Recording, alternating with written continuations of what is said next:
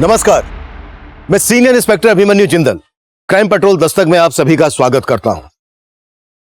अक्सर लोग police station में अपने साथ हुए जुर्म के खिलाफ इंसाफ मांगने आते हैं और जनता के सेवक होने के नाते हमारी पूरी कोशिश होती है कि पीड़ित को इंसाफ मिल सके।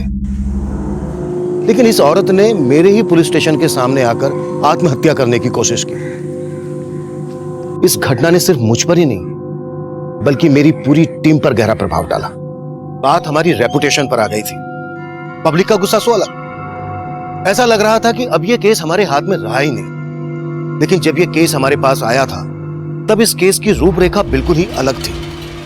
मुजरिम इतना शातिर था कि शुरुआती जांच में हम उसकी साजिश की गहराई को भांप ही नहीं पाए।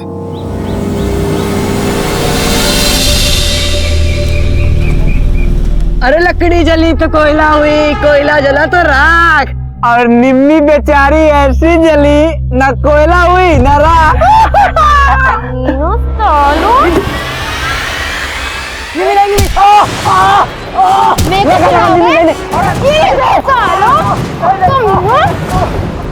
रुको, बताती हूँ मैं। हाँ? बताओ तुम लोग कौन है कोयला कौन है राख? साले कमीने। गोवर्धन, देख रहे हो ये तुम्हारी इस कलमुही ने किया ये सब। चाचा, कलमुही मैं नहीं, ये लोग हैं जो रोज मुझे छेड़ते हैं आते जाते। बस निम्मी, तुझे पत्थर नहीं मारना चाहिए था। तो क्या इनकी आती उतारती बाबूजी? बस, अब तू खड़े खड़े क्या मुंह देख रही है? अंदर ले जा इसको। बाबूजी अंदर लेके जा, चल। तो भैया, निम्मी की तरफ से हम माफी मांगते हैं आपसे। अरे माफी ओफी से काम नहीं चलेगा। मरहम पट्टी करवाया हूँ, दवा दारू का खर्चा है, पैसा लगेगा उसमें। मोहन भैया, आपको तो पता है पैसा वैसा नहीं है हमारे पास। ये दूध बेचते हैं। एक काम करो, 2-4 दिन पाव पाव से दूध लेके जाओ, हल्दी डाल के पिला दो, बच्चे ठीक हो जाएंगे। जो लोग हमारी बेटी को छेड़ रहे हैं, आप उन्हीं मुस्तंडों को दूध देकर तंदुरुस्त बना रहे हो। उन नेवलों को दूध नहीं जहर देना चाहिए था बाबूजी। तू भी कुछ कम नहीं है, क्या जरूरत है उस रास्ते जाने की? बस अपनी लाचारी की सजा ना इसे मत दीजिए। और मैं ना अच्छे से समझ गई, बेटी कोयला हो या हीरा, भेड़िए रंग नहीं देखते। वही समझा रहे हैं, अपनी लाज खुद बचानी पड़ती, मगर ये ऐसे रंग दिखाएगी तो हमारी ही पगड़ी उछलेगी ना।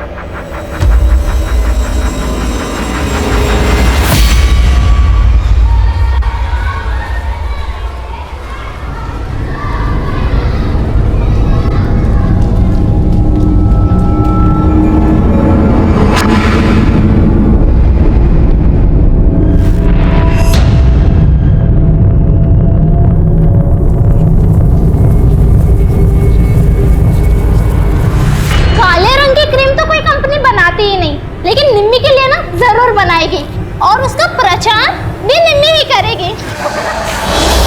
बहुत घमंड है ना तुझे अपने गोरेपन पे। आज तेरा गोरापन मैं निकाल। निम्मी छोड़ ना गोरी, निम्मी छोड़। क्या हो रहा है? क्या हो रहा है? छोड़ छोड़ निम्मी उसको, छोड़। निम्मी छोड़।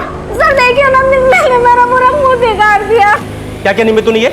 तुम जैसे को तो पढ़ने नहीं देना चाहिए। चल बाहर निकल क्लास से, और कान पड़े खड़ी रह जाता, क्लास खत्म नहीं होती है। सर मेरी कोई गलती नहीं, आप इसको क्लास से बाहर निकालिए। देखिए क्या लिखा है इसने ब्लैक बोर्ड पे। निम्मी फेयर एंड फेयरली क्रीम तो तेरे किसी काम आएगी नहीं। जूते की पॉलिश लगा लिया कर फेस पर।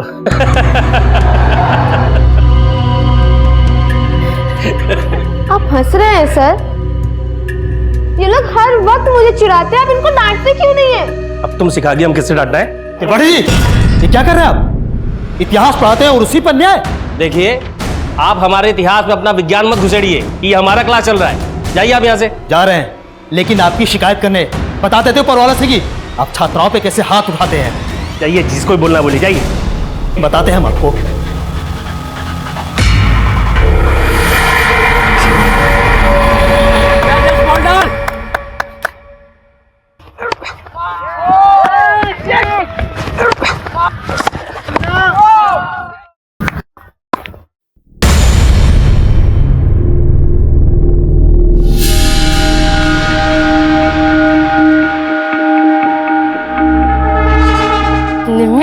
लगता है दीपू का दिल आ गया तेरे पे। हाँ चुप कर, कुछ भी बोलती है बेशरम।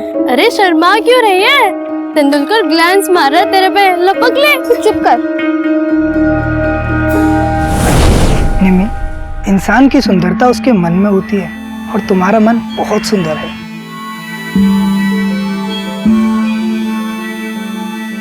दीपू, मुझे तुम्हें एक राज की बात बतानी थी। राज? कैसा राज? वो मैं क्या हुआ? दीपू को सपने में प्रपोज कर रही है क्या? तो बहुत गंदी आदमी, तुझे छोड़ूंगी नहीं।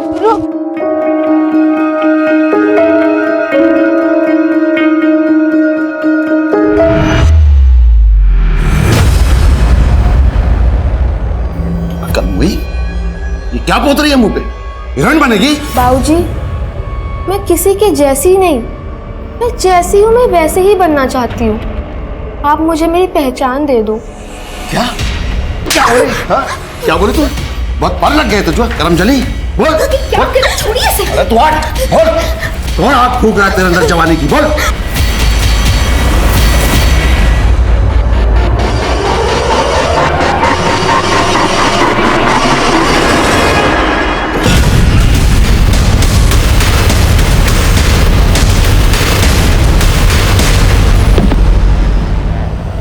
गोवर्धन, देख रहे हो ये तुम्हारी इस कलमुही ने किया ये सब।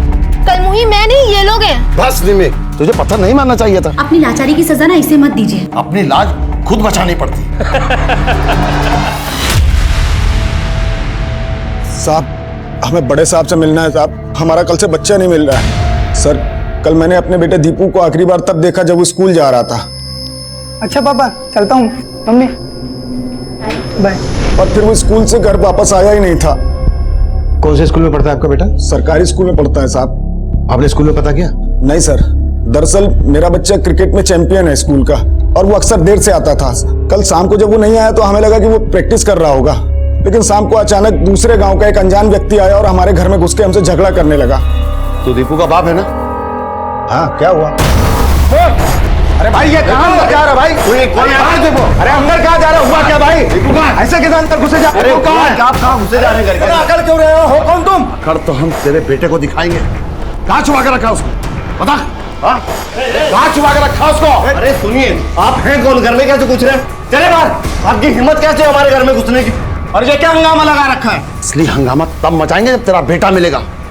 उस कमीने का मुंह काला करके उसको जूते चप्पल का हार पहना के पूरे गांव में घुमाएंगे। वो आदमी था कौन?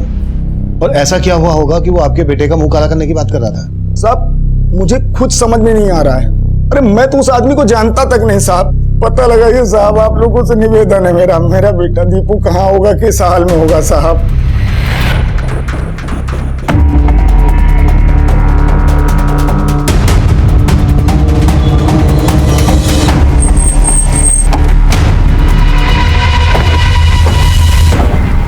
हाँ सर, दीपू कल स्कूल में प्रेजेंट था और कल छुट्टी तक स्कूल में था। मैंने खुद दीपू को उसके दोस्तों के साथ जाते हुए देखा। किन दोस्तों के साथ जाते हुए देखा आपने? वही जिनके साथ वो स्कूल में क्रिकेट खेलता है, जयेश, मनोज, संटू, यही सब थे उसके साथ। हम इन बच्चों से मिलना चाहेंगे। दीपू का किसी के साथ कोई लड़ाई झगड़ा? नहीं सर, दीपू का किसी के साथ कोई झगड़ा नहीं था। लेकिन हाँ सर, निम्मी के बाबूजी हमसे दीपू के घर का पता पूछ रहे थे। ये दीपू नाम का लड़का जो क्रिकेट खेलता तुम्हारे साथ, वो कहाँ रहता है? और फिर हमने निम्मी के बाबूजी को दीपू घर का पता बता दिया। लेकिन वो दीपू के घर का पता क्यों पूछे थे? और ये निम्मी कौन है? सर, निम्मी हमारे स्कूल में पढ़ती है, लेकिन सर वो 6-7 दिनों से स्कूल नहीं आई। स्कूल नहीं आ रही थी? अच्छा, निम्मी और दीपू के बीच कुछ? हाँ सर, निम्मी और दीपू एक दूसरे को बहुत पसंद करते थे।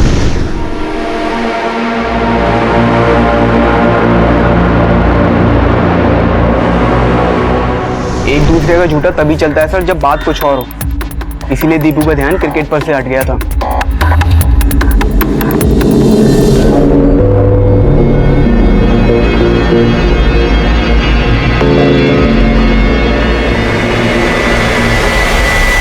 ठीक है सर, मैंने पता किया।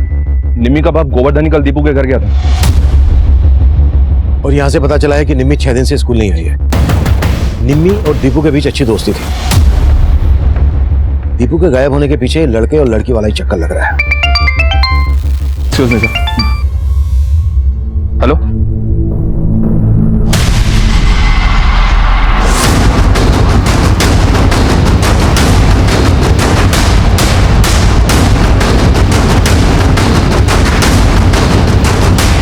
जय हिंद सर।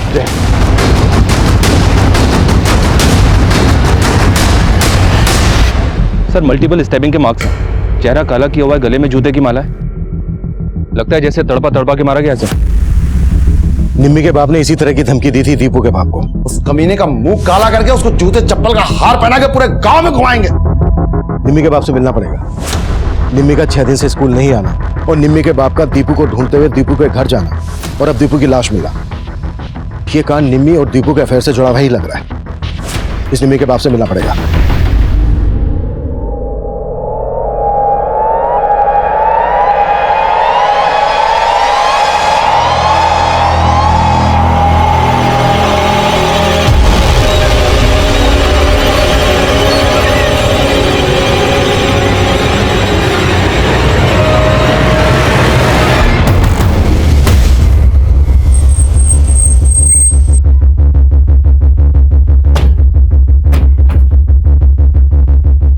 गोवर्धन कहाँ है? क्या बात है सर, आप जीजा जी को क्यों ढूंढ रहे हैं? वो एक मर्डर के केस में सस्पेक्ट है हमारा।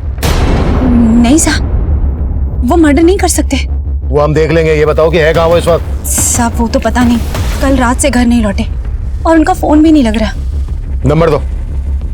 जी साहब।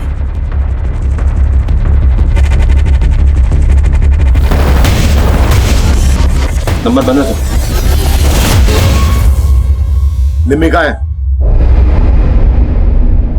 6 रोज पहले हमारे डेयरी के ग्राहक को दूध देने के लिए निकली थी। और हाँ, आज उस रास्ते से मत जाना और अगर किसी ने कुछ कहा तो उल्टा जवाब तो बिल्कुल मत देना।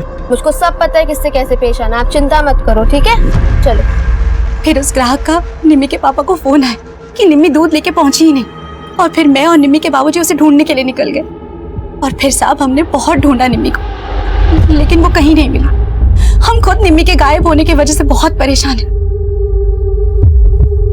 निम्मी 6 दिन से गायब है, तो आपने उसके लापता होने की पुलिस में रिपोर्ट क्यों नहीं लिखवाई? साहब वो बेटी का मामला था इसलिए, लेकिन मैं और निम्मी के बाबूजी खुद उसे ढूंढ रहे थे।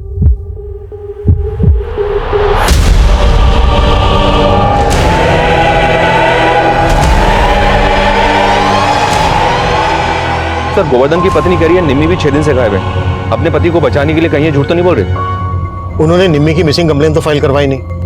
उनकी बात पर भरोसा नहीं किया जा सकता।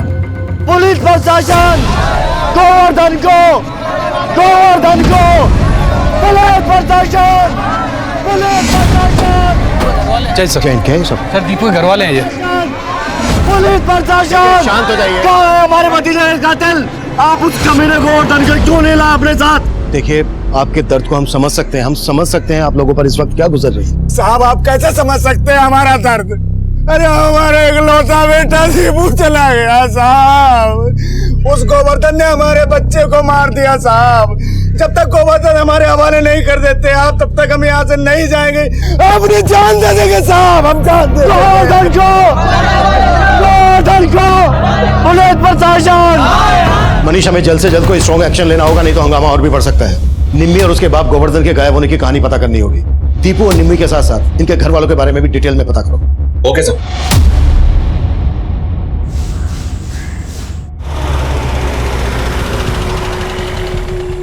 सब निम्मी को तो सच में मैंने कई दिनों से नहीं देखा। सब ये बात झूठ नहीं है कि निम्मी गायब है, पर इसके माँ बाप को मैंने इनकी बिरादरी वालों के साथ निम्मी को ढूंढते हुए भी देखा था। अच्छा, इस निम्मी का दीपू नाम के लड़के से वाकई में कुछ चल रहा था? अब भला ऐसी लड़की को कौन लड़का पसंद करेगा? सब उसके रंग रूप को लेकर लोग उसका बहुत मजाक उड़ाते थे। और ये गोवर्धन, ये तो निम्मी को बहुत मारता पीटता था। क्या बोली? हाँ? जवान लड़ाएगी? जवान लड़ाएगी? हाँ? तो वही करेगी जो मैं कहूंगा, समझी? नहीं तो कोयला से राख कर देंगे तुझे। तो कर दीजिए राख। बहुत पढ़ निकल आए तेरे, बहुत पढ़ निकल आए। साहब उसका बाप तो खुद उसको बात बात पे बोलता था कि उसे कोयले से जला के राख कर दूंगा। अब क्या मालूम साहब यहाँ क्या चल रहा था जो निम्मी एकदम से गायब हो गई।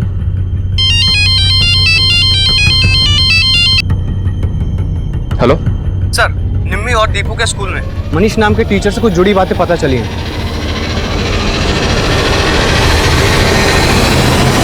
निम्मी का बाप उस दिन दीपू को ही नहीं ढूंढ रहा था, उसने बाद में मेरी गर्दन पकड़ी और फिर ऐसा हेलीकॉप्टर शॉट मारा ना, मेरा तो पूरा जबड़ा हिल गया। तब तो मैं अपनी जान बचा के भाग गया वहां से। कहीं वो दीपू की तरह मुझे भी अरे डरता क्यों असली पॉइंट? उसका हेलीकॉप्टर शॉट अब नहीं चलेगा, पुलिस का डिफेंस पक्का है, वो अंदर हो जाएगा। अगर वो अंदर हो गया ना तो अपना डिफेंस हिल जाएगा, समझा? हाँ यार।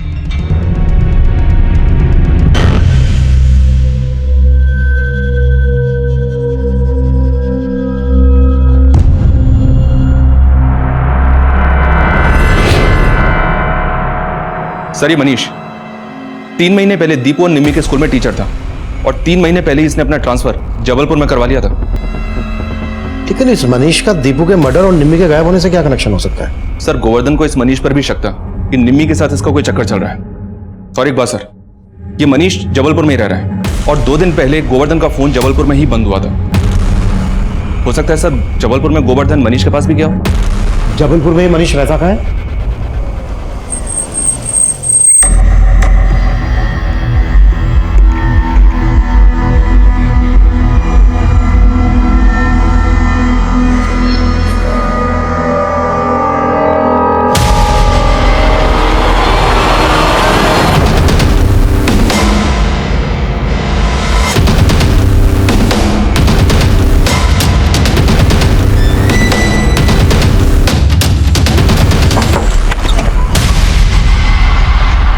मनीष, सर दरअसल निमी के पापा को मेरे बारे में गलतफहमी हो गई थी। कैसी गलतफहमी?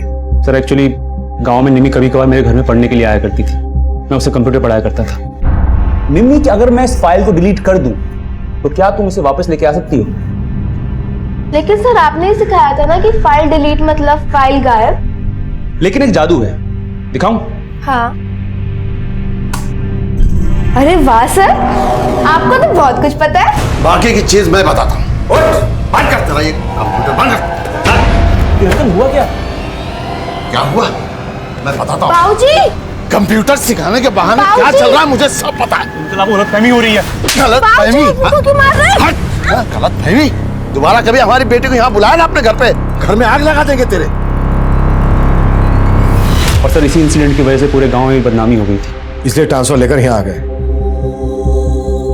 लेकिन निम्मी कहाँ है? सर मैं सच बोल रहा हूँ सर, मैं कुछ नहीं जानता सर, मैं पिछले 3 महीने से यहाँ पर रह रहा हूँ। लेकिन निम्मी के फादर यहाँ आए थे, क्यों?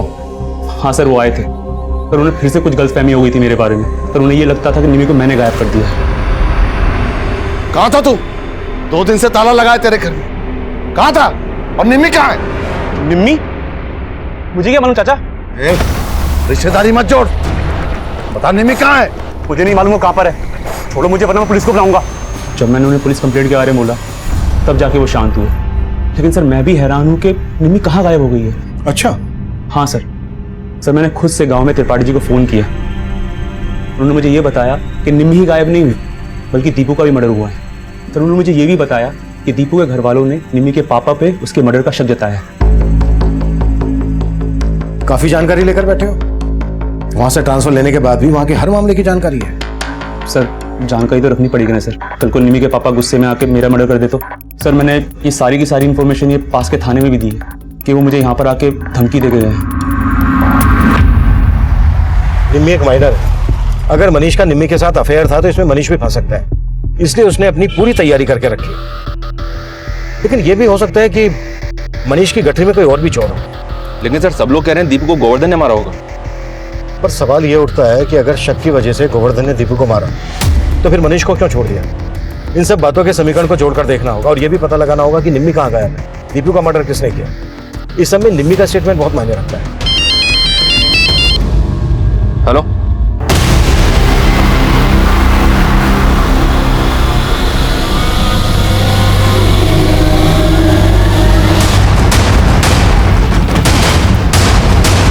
जय हिंद सर। जय हिंद।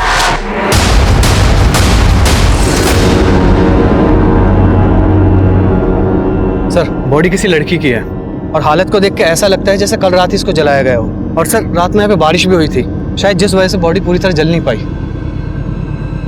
बॉडी के आसपास ऐसा कुछ मिला जिससे इसकी पहचान हो सके? नहीं सर, ऐसा तो कुछ नहीं मिला। सर निम्मी भी गायब है, कहीं ऐसा तो नहीं ये लाश निम्मी की है? और सर निम्मी का घर यहाँ से ज्यादा दूर नहीं है, पता चला है ये जो जमीन है यहाँ के जमींदार हसमुख चौधरी के नाम है।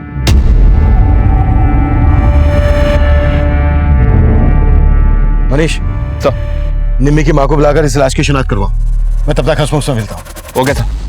हटो। योगेश, देखो आसपास कुछ मिलता है क्या? सर। हाँ साहब, वो जमीन मेरी है, लेकिन साला पता नहीं वहां लाश कौन फेंक गया। आपके गांव की निम्मी नाम की एक लड़की गायब है। हमें लग रहा है कि वो लाश निम्मी की हो सकती है। आप निम्मी और उसके पिता गोवर्धन को तो जानते होंगे। मेरे उनको जानने ना जानने से अब आपको क्या मतलब? कोई मेरी जमीन पर लाश फेंक गया तो फालतू सवाल जवाब करके मुझे परेशान करेंगे आप? ये पायल हमें इस बॉडी के पैरों से मिली थी। क्या आप इस पायल को पहचानती हैं?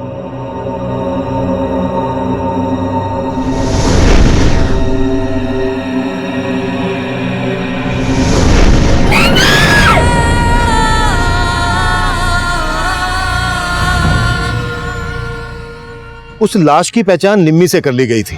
दीपू की हत्या के बाद निम्मी की हत्या होने से हमें इस केस में ऑनर किलिंग का एंगल नजर आ रहा था, लेकिन गोवर्धन के गायब होने से हमें यह भी लग रहा था कि कहीं निम्मी की हत्या दीपू की हत्या का बदला तो नहीं। सर आप ये कैसी बातें कर रहे हैं? एक तो मेरा बेटा नहीं रहा, अरे उसकी हत्या हुई है और आप शक हम पे कर रहे हैं। हत्या तो निम्मी की भी हुई है, उसका बाप भी गायब है। सर आप कहना क्या चाहते हैं? यही कि पहले तो आप सब लोग बड़े जोश के साथ बोल रहे थे कि हम गोवर्धन को आप लोगों के हवाले कर दें। हो सकता है कि आप लोगों ने ही गोवर्धन को भी ढूंढ लिया और निम्मी को भी। सर हमने ऐसा कुछ नहीं किया जैसा आप सोच रहे हैं। आपने क्या किया है क्या नहीं किया है इसका पता हम बहुत जल्द लगा लेंगे, समझे?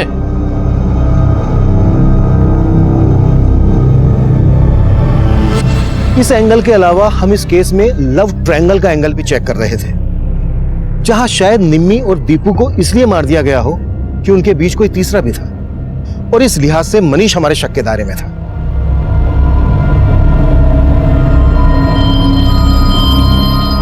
पर इन सब के अलावा इस केस में कई और भी चेहरे सामने आने वाले थे जो हैरान कर देने वाले थे, और तब हम दीपू और निम्मी से जुड़ी बारीक से बारीक बात पता कर रहे थे। देखो, ये हम जानते हैं कि सबके बाद आप लोग बहुत डरे हुए हो, लेकिन निम्मी और दीपू के बारे में हमारे लिए जानना बहुत जरूरी है। आप सब लोग इन दोनों के अच्छे दोस्त थे, तो बेटा प्लीज कुछ भी हमसे छिपाना मत।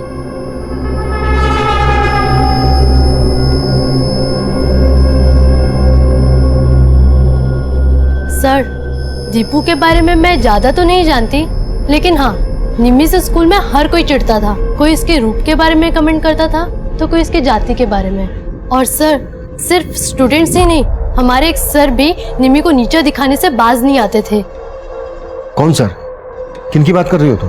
त्रिपाठी जी। ये लोग हर वक्त मुझे चिढ़ाते हैं, आप इनको डांटते क्यों नहीं है? त्रिपाठी जी, ये क्या कर रहे हैं आप? वरुण सर के अलावा निम्मी को हर कोई परेशान करता था, और होली से एक दिन पहले लड़कों ने पूरे स्कूल के सामने निम्मी के साथ बहुत गलत किया। होली मनोज, पागल हो गया क्या तू? ये कोई होली का टाइम है? अरे चलता है।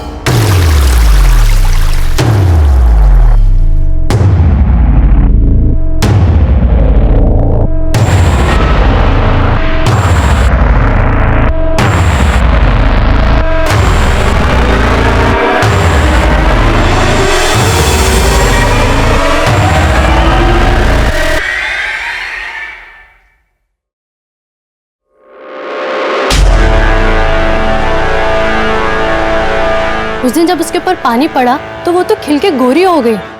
क्या? हाँ सर, निम्मी काली नहीं थी, वो जरूरत से ज्यादा गोरी थी।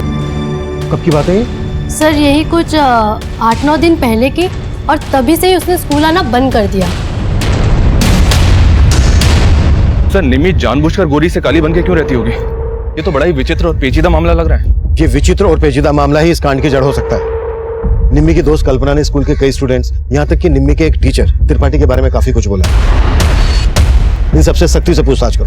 मैं निम्मी की माँ से मिलता हूँ। निम्मी के गोरी से काली बन के रहने के रहस्य को समझना होगा। त्रिपाठी जी, निम्मी की जात से बहुत प्रॉब्लम थी आपको, और आपका वो मित्र मनीष फोन पे उसे आपकी यहाँ की पूरी जानकारी दे रहे थे। शायद आप दोनों को निम्मी की भी पूरी खबर थी, है ना? तभी तो। सब कैसी बात कर रहे हैं साहब? माना कि हम निम्मी के साथ थोड़ा सख्त थे, और सर ये मनीष हमारा कोई दोस्त वोस्त नहीं है। वो तो हमें फोन किया तो जो पता था बता दिए बस। अच्छा, तब तो उसने आपको ये भी बताया होगा कि निम्मी कितनी गोरी थी, पर मनीष ने हमें तो ऐसा कुछ नहीं बताया। सर ये तो वही जाने, लेकिन हमारे मन में कोई खोट नहीं सर। खोट तो हमारी किस्मत का है साहब, जो हमारे यहाँ इतनी खूबसूरत बेटी पैदा हुई, वरना हमारी बिरादरी के लोगों को तो दुनिया नोच खाने पे उतारू रहती है। और इसीलिए निम्मी को बचपन से हम कालिक पोत कर रखते थे। अपनी बेटी के साथ नाइंसाफी करते हुए तुम्हें जरा भी शर्म नहीं आई? शर्मिंदा तो हम है साहब, लेकिन एक बार के लिए हमारी जगह पर आकर देखो साहब, निम्मी की खूबसूरती के बारे में अगर लोगों को पहले ही पता चल चुका होता ना, तो आज नहीं कब का उसे मार देते। और अब उसके बाबूजी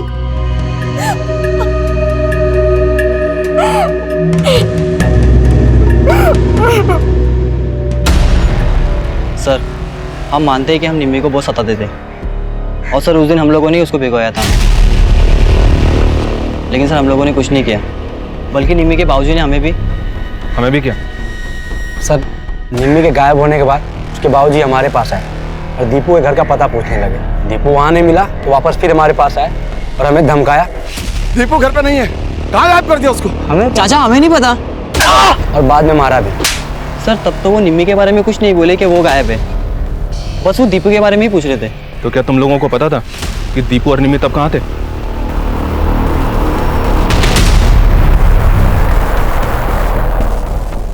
अरे यार मनीष, बार बार फोन मत किया कर, तेरे चक्कर में मुझे नहीं फंसना है।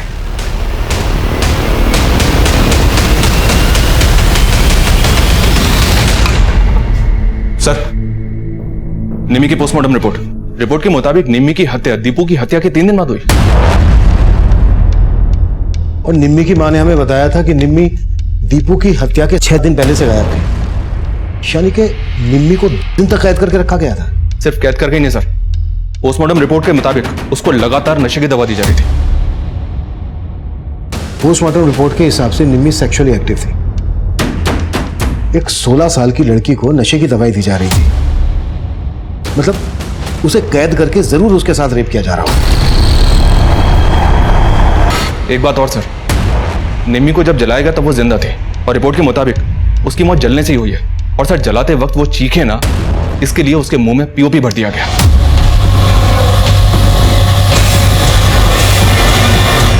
के साथ इतना कुछ हुआ और निम्मी के बाप गोवर्धन को लग रहा है कि निम्मी को दीपू या मनीष में से कोई लेकर भाग गया। और सर दीपू को जिस तरह की धमकी गोवर्धन ने दी थी, दीपू की लाश हमें ठीक वैसी हालत में मिली थी, गले में जूते की माला, चेहरा काला किया हुआ, और ठीक उसके बाद से गोवर्धन गायब है। यह भी तो हो सकता है कि गोवर्धन ने जब दीपू के बाप को धमकी दी तो वो धमकी किसी ने सुन ली हो और उसने दीपू को ठीक उसी तरह से मार डाला, ताकि पूरा का पूरा शक गोवर्धन पे जाए। इसमें निम्मी के परिवार से जुड़े लोगों का भी हाथ हो सकता है और दीपू के परिवार से जुड़े लोगों का भी हाथ हो सकता है। हमें हर एंगल को टटोलना होगा। अब हमने चौतरफा काम करना शुरू कर दिया। गांव के आसपास हम उस जगह का भी पता लगा रहे थे जहां पर 10 दिन तक निम्मी को कैद करके रखा गया था। साथ ही आसपास के केमिस्ट, क्लिनिक, हॉस्पिटल से हम ये भी पता लगाने की कोशिश कर रहे थे कि वो सेडेटिव जो निम्मी को दिए जा रहे थे कहां से खरीदे गए हैं। वहीं हम ये मान रहे थे कि शायद गोवर्धन को भी दीपू और निम्मी की तरह से मार दिया गया होगा, लेकिन हम गलत साबित हुए और हमें पता चला कि गोवर्धन पास ही के गांव में अपने रिश्तेदारों के यहां छिपा हुआ है।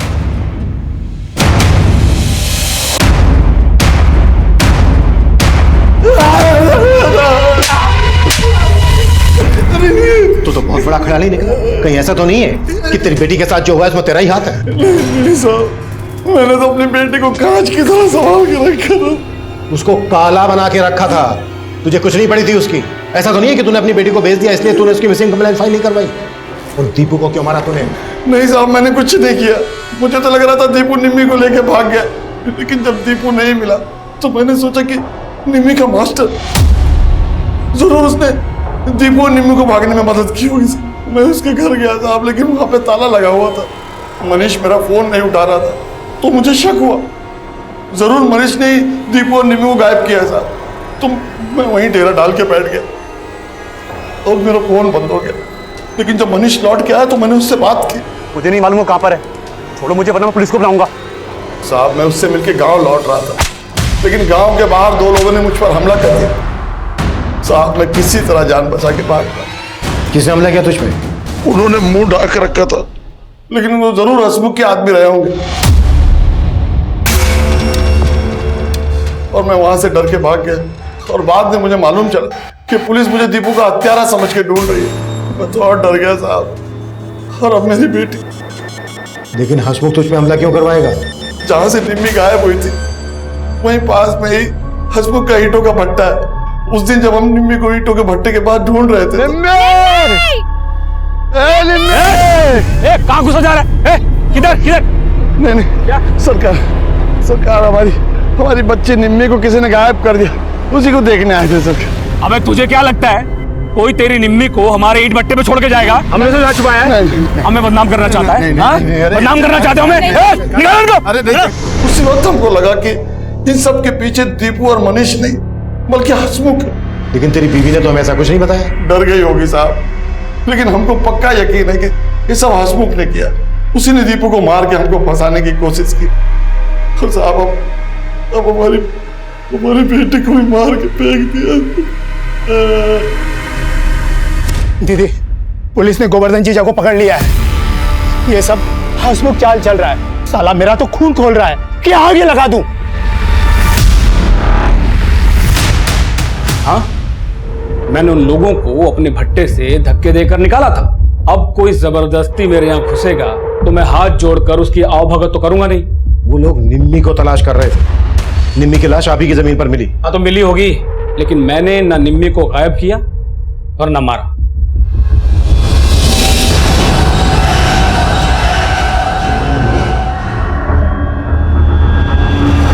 निम्मी को अगर हसमुख ने गायब किया होता तो उसे मारकर अपनी जमीन पर डालने की गलती नहीं करता। सर, तो आप कहना चाहते हैं कि निम्मी और दीपू के मर्डर में किसी और का हाथ है? हो सकता है, लेकिन हसमुख को हम क्लीन चिट नहीं दे सकते। इसके हर एक ऐसे ठिकाने के बारे में पता करो जहां पर निम्मी को गायब करके रखा जा सकता था। इसके एक एक आदमी की डिटेल निकालो। Okay sir.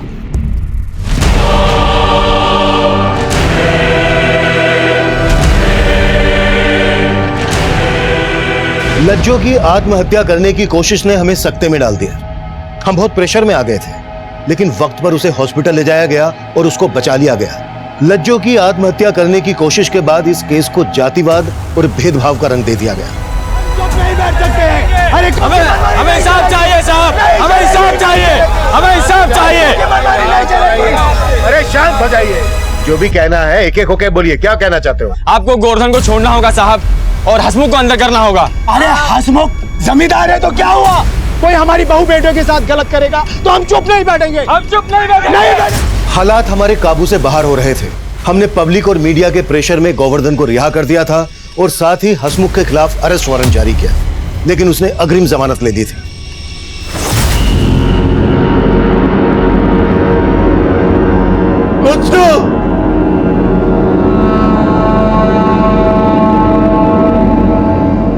सर, कहा नहीं जा सकता कि लज्जो बच भी पाएगी या नहीं, पर गोवर्धन को छोड़ने से उसके समुदाय के लोग कुछ शांत तो हुए, लेकिन हम तब तक चैन से नहीं बैठ सकते जब तक निम्मी और दीपू के कातिलों को अंदर नहीं कर देते, क्योंकि हंगामा कभी भी बढ़ सकता है। अच्छा, कुछ पता चला निम्मी को जो नशे की दवाई दी जा रही थी वो कहां से और कौन खरीद रहा था? फिलहाल इसके बारे में कोई लीड नहीं मिल रही है, पर हाँ, हसमुख की जिस जमीन पर निम्मी की जली हुई लाश मिली थी वहां से 2 किलोमीटर की दूरी पर हसमुख का एक फार्म हाउस है और वो जगह दीपू के गांव के पास ही पड़ती है और दीपू का वहां अक्सर आना जाना था। दीपू का? जी सर। कहीं ऐसा तो नहीं है कि निम्मी को वहां दीपू ने ही छुपा के रखा था और इस सब में दीपू के दोस्त भी इन्वॉल्व थे, इसलिए उन्होंने दीपू को मार डाला कि राज खुलना जाए? लेकिन सर, पता चला है दीपू की उसके दोस्तों से ज्यादा बनती नहीं थी, स्पेशली जयेश के साथ उसका काफी झगड़ा रहता था। और एक बात सर, दीपू के चाचा का दीपू के बाप से जमीन को लेकर काफी मनमुटाव था, पर दीपू की हत्या के बाद वो खुद दीपू के बाप के साथ कंधे से कंधा मिला के खड़ा हुआ था। दीपू अपने बाप का इकलौता बेटा था। दीपू की मौत से उसके चाचा को फायदा होने वाला है, तो हो सकता है इस फायदे को उठाने के लिए उसने दीपू को मार डाला हो और उस पर शक ना जाए, इस वजह से उसने दीपू की दोस्त निम्मी को इसका मोहरा बनाया। दीपू के चाचा को उठा के लेकर आया और दीपू के दोस्तों से भी एक बार फिर से बात करते हैं। Okay sir. अरे छोड़ो मुझे, कहाँ लेके जा रहे हो मुझे? अरे सर, आप मुझे यहाँ क्यों लाए हो? मैंने कुछ नहीं किया। अबे तूने जो किया है ना उसका अंदाजा लगा लिया हमने। दीपू को मारने का मोटिव स्ट्रॉन्ग था तेरा। अब तो सिर्फ इतना बोल, निम्मी के साथ क्या किया तूने? बोल। सर मैं सच बोल रहा हूँ, आप मेरी बात का यकीन कीजिए। देखो, दीपू से जुड़ी हुई बहुत सी बातें तुम लोगों ने अभी तक हमें नहीं बताई। हमें पता चला है दीपू और जयेश की बनती नहीं थी। क्या इसकी वजह निम्मी थी? जो भी सच है बता दो, नहीं तो हमें सख्ती दिखानी पड़ेगी। नहीं सर, जयेश और दीपू की झगड़े की वजह निम्मी नहीं थी, वजह कुछ और थी। क्या वजह थी? दीपू के आने से पहले जयेश ही हमारी क्रिकेट टीम में नंबर 1 था, लेकिन जब दीपू आया और उसने अपना गेम दिखाना शुरू किया तो धीरे धीरे जयेश का भाव उतर गया। शुरू में तो उसने सब कुछ सह लिया, लेकिन बाद में उसमें आग जलने लगी और सर एक बार तो उसने हद ही कर दी।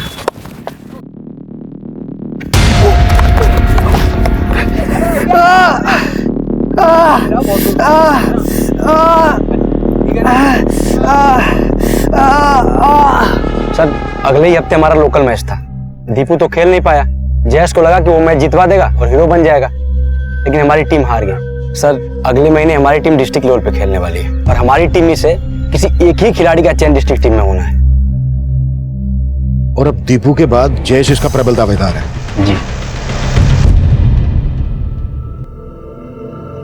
चल जयेश, लास्ट ओवर है, बैटिंग शुरू कर, एकदम ताबड़तोड़। सर मैं मानता हूँ मैं दीपू से चिढ़ता था। मैं स्कूल में मेरा नाम था सर क्रिकेट की वजह से, और पढ़ाई में तो मैं मुश्किल से पास हो पाता था। फिर टीम में दीपू आ गया, तेरे भाव गिर गए? नहीं सर। अब ये बोल, और कौन कौन शामिल थे तेरे साथ? सर मैं सच बता रहा हूँ, मैंने ना दीपू के साथ कुछ किया ना निम्मी के साथ।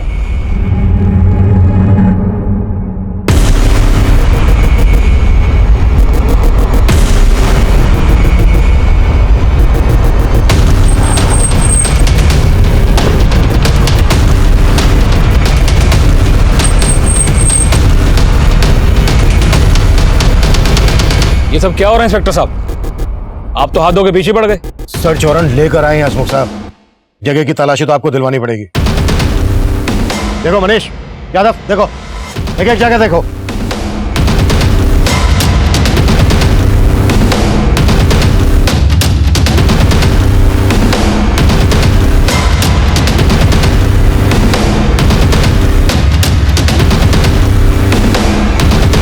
सर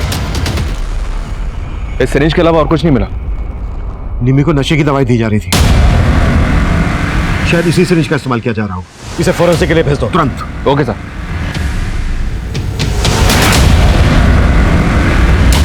सर फॉरेंसिक टीम ने उस सिरिंज को चेक किया जो हमें हसमुख के फार्म हाउस से मिली थी।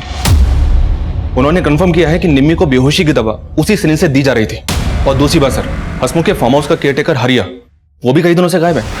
उसे गायब हसमुख नहीं किया होगा ताकि उसका राज ना खुले। हसमुख को उठा के लेके आओ। Okay sir.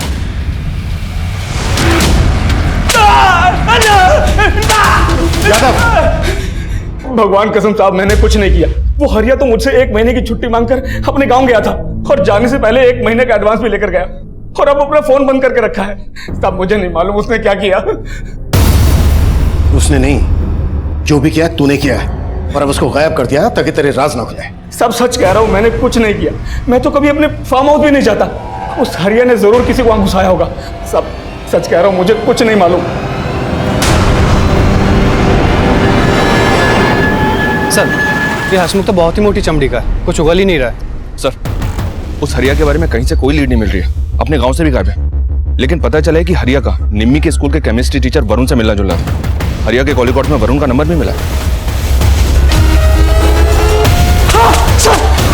सर अरे रुको उठिए वरुण सर, उठिए। आपकी स्कूल की लड़कियों ने तो आपकी तारीफों के बहुत पुल बांधे हैं। हाँ बस अब उस पुल पे से आपको नीचे गिराना है।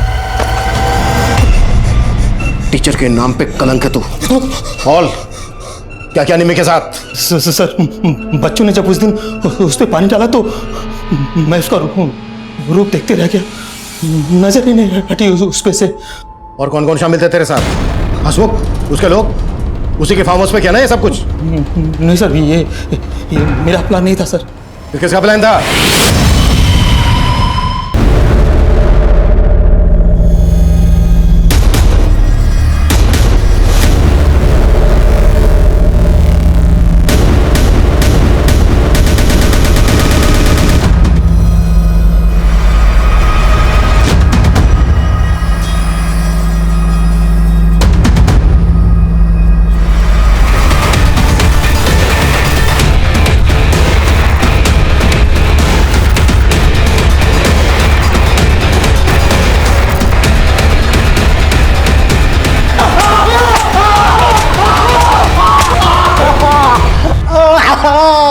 तू इतना बड़ा गेम खेल रहा था? तू तो निम्मी का मामा है ना? तूने इन लोगों के साथ। टाइम नहीं है मेरे पास। बताता हूँ साहब, निम्मी की खूबसूरती के बारे में मुझे पहले से ही मालूम था, लेकिन कभी ठीक से उसको देखा नहीं था। क्या करूँ साहब, हमारी बिरादरी में इतनी खूबसूरत रूपवती लड़की आज तक पैदा नहीं हुई थी, और उसका बाप हमेशा उसको काली के पीछे छुपा के रखता था। और फिर मैंने भी ठान लिया था कि निम्मी की खूबसूरती क्या, उसे पूरा का पूरा अपना बना लूंगा। निम्मी के स्कूल के इस मास्टर से मेरी अच्छी दोस्ती थी। इसने भी उस दिन स्कूल में निम्मी को देख लिया था कि वो गोरी है और इसके भी मुंह से लाल टपक पड़ी। सर, मैंने कहा कि जगह का इंतजाम मैं करूंगा। मेरी हरिया से अच्छी दोस्ती थी। फिर हमने शहर से नशे के इंजेक्शन मंगवाए और निम्मी को उठा लिया।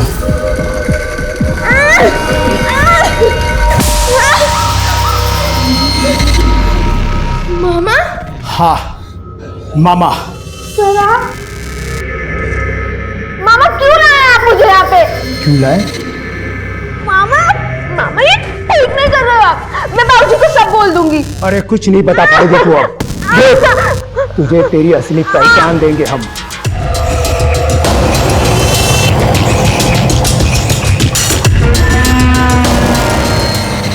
उधर गोवर्धन निम्मी को ढूंढ रहा था और इधर हम लोग निम्मी के साथ मजे कर रहे थे।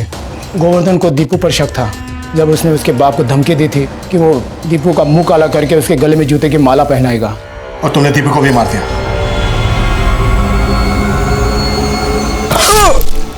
हमने सोचा कि आपको लगेगा कि दीपू की हत्या गोवर्धन ने की है, और गोवर्धन हमेशा निम्मी पर हाथ छोड़ते रहता था, तो उसकी हत्या का शक भी आप उसी पर करेंगे। इसलिए आप गोवर्धन को ढूंढते रह जाओ, इसलिए हम उसको मारकर गायब करने की सोची।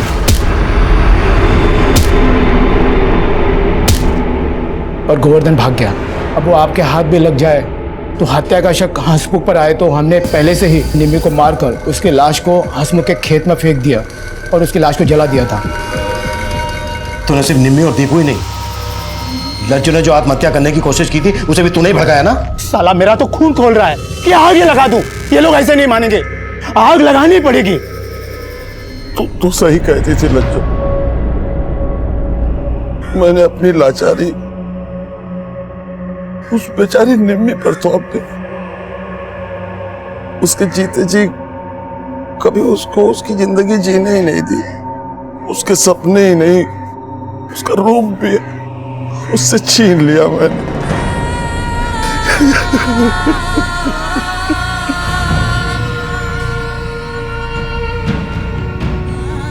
गोवर्धन ने अपने जिस डर के लिए निम्मी का रूप छीनने की भूल की, निम्मी ऐसे ही अपराध का शिकार बनी। गोवर्धन ने जो किया उसे बिल्कुल सही नहीं ठहराया जा सकता, लेकिन यह केस हमें यह सोचने पर मजबूर करता है कि हमारा समाज आज भी प्रेम और वरुण जैसे हैवानों से भरा पड़ा है। औरत चाहे किसी भी धर्म, जाति या रूप की हो, ऐसे लोगों के अंदर का जानवर उन्हें अपना शिकार बना सकता है। और एक ऐसा ही खतरनाक जानवर प्रेम गोवर्धन के खुद के परिवार में पल रहा था।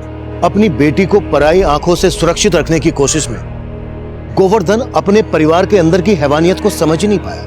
वो सोच रहा था कि निम्मी का गुनहगार कोई बाहर वाला था, लेकिन असल गुनहगार उसके साथ कंधे से कंधा मिलाकर खड़ा था, उसे झूठी सांत्वना दे रहा था कि वाकई में चौंका देने वाला था। अब मैं सीनियर इंस्पेक्टर अभिमन्यु जिंदल आप लोगों से विदा लेता हूं। आपसे फिर मुलाकात होगी एक नए केस के साथ। स्वस्थ रहिए, सतर्क रहिए और देखते रहिए क्राइम पेट्रोल दस्तक। मकसद बताना नहीं, बचाना है। न कोयला हुई न राख।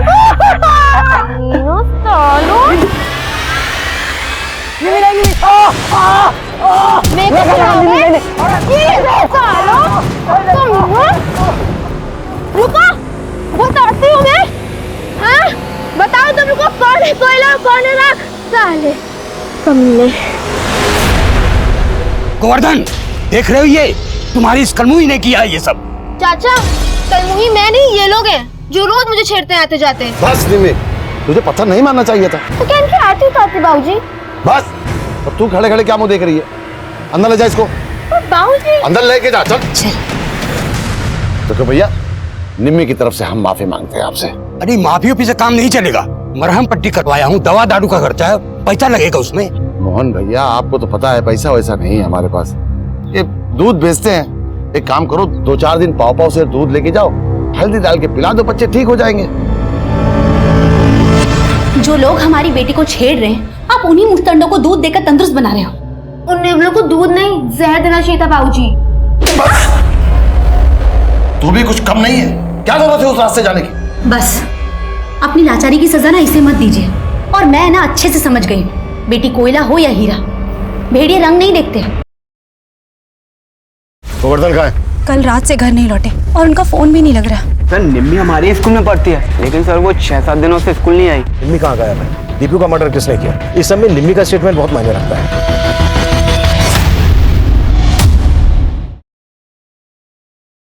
गोवर्धन, देख रहे हो ये तुम्हारी इस कलमुही ने किया ये सब। कलमुही मैं नहीं, ये लोग हैं। बस निम्मी, तुझे पत्थर नहीं मारना चाहिए था। अपनी लाचारी की सजा ना इसे मत दीजिए। अपनी लाज खुद बचानी पड़ती।